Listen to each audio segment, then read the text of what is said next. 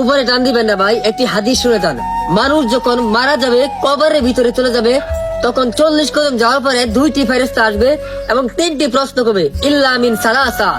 1 নম্বর হলো ফায়াকুলু লাহুমা রাব্বুকা, 2 নম্বর হলো ফায়াকুলু লাহুমা দিনুকা, 3 নম্বর হলো ফায়াকুলু লাহুমা নাবিউকা। বলো তোমার রবের নাম কি, দিনের নাম কি, তোমার নবী কে? যদি আপনি পঙ্খানুপঙ্খানু উত্তর দিতে পারেন, আপনার জন্য সুব্যবস্থা করা হবে এবং পুরস্কৃত করা হবে। ফাবরিশুহু মিনাল জান্নাহ ওয়াল বিসুহু মিনাল জান্নাহ ওয়াফদাহু লাহু বাহাবান ইলাল জান্নাহ।